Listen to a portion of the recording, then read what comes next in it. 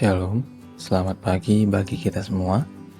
Berjumpa kembali pada sharing renungan firman Tuhan pagi hari ini. Semoga kita tetap sehat dan selalu dalam lindungan Tuhan dimanapun kita berada. Sebelum menikmati sharing renungan firman Tuhan pagi ini, marilah kita berdoa. Bapa yang baik, Bapa yang bertata tinggi di dalam kerajaan surga, sungguh bersyukur dan berterima kasih ya Tuhan atas segala berkat dan kasih karunia-Mu yang masih boleh kami nikmati hingga pada saat pagi hari ini. Ya Bapa, sebelum melakukan segala aktivitas kami, sebentar kami mau membaca dan merenungkan firman-Mu, kiranya Engkau yang boleh menolong kami, agar kami dapat mengerti dan memahami firman-Mu ya Tuhan. Terima kasih Bapa, terima kasih Yesus, terima kasih Roh Kudus. Amin. Renungan firman Tuhan hari ini terambil dari Yohanes pasalnya yang ke-15, ayatnya yang ke-4 sampai ayatnya yang ke-5. Begini firman Tuhan, "Tinggallah di dalam aku dan aku di dalam kamu. Sama seperti ranting tidak dapat berbuah dari dirinya sendiri kalau ia tidak tinggal pada pokok anggur. Demikian kamu juga tidak berbuah jikalau kamu tidak tinggal di dalam aku. Akulah pokok anggur yang benar dan kamulah ranting-rantingnya. Barang siapa tinggal di dalam aku dan aku di dalam dia, ia berbuah banyak, sebab di luar aku, kamu tidak dapat berbuat apa-apa." Amin. Cobalah lihat ke sekeliling kita dengan seksama. Semuanya telah dirancang dengan mahir dan luar biasa indah. Langit, pepohonan, pegunungan, lautan, hewan, manusia yang terlihat dan yang tak terlihat.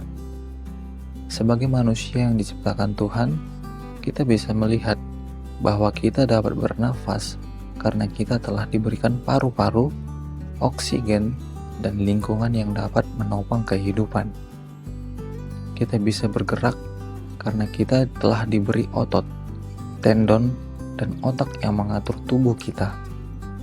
Kita dapat berpikir, bermimpi, merencanakan, merancang, mencipta, dan membangun karena kita telah diberi keinginan, kemampuan, dan segala kebutuhan yang dapat kita olah untuk mencapai apa yang kita impikan.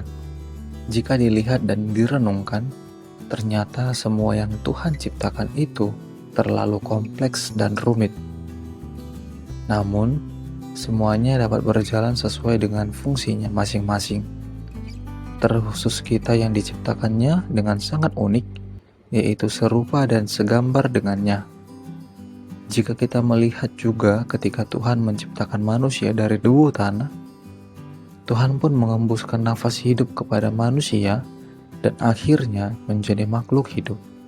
Dan dari hal ini, kita bisa mengerti bahwa sedari awal kita sangat membutuhkan Tuhan dalam hidup kita. Ketika manusia berpikir bahwa dia bisa sendiri, maka yang terjadi adalah seperti yang tertulis dalam kitab Kejadian, yaitu manusia akhirnya jatuh ke dalam dosa.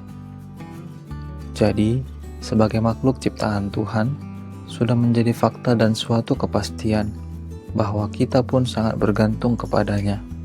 Oleh karena itu, Yesus memberikan sebuah umpama dengan menggunakan pokok anggur, karena pada saat itu pokok anggur adalah tanaman yang awam dikenal semua orang. Dan Yesus mengatakan, "Akulah pokok anggur yang benar, dan kamulah ranting-rantingnya.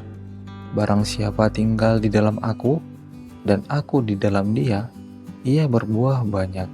Sebab di luar aku, kamu tidak dapat berbuat apa-apa."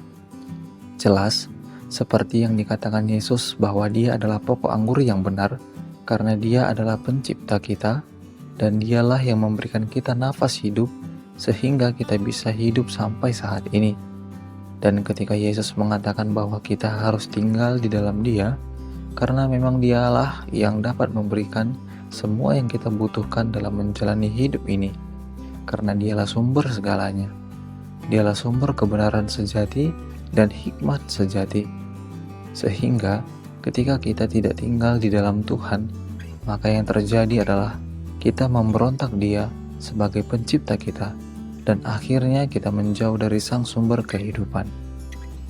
Oleh karena itu, jika kita menambahkan kebenaran yang sejati, hikmat sejati, maupun hidup yang selalu menampilkan karakter Yesus selama masih di dunia ini, tetaplah dekat dengan Tuhan, karena segala sesuatu yang sejati hanya berasal dari Dia, Sang Sumber kehidupan.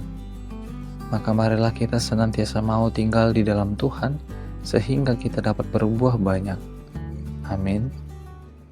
Mari kita berdoa. Ya Tuhan, terima kasih atas firman-Mu yang telah kami baca dan renungkan pada pagi hari ini.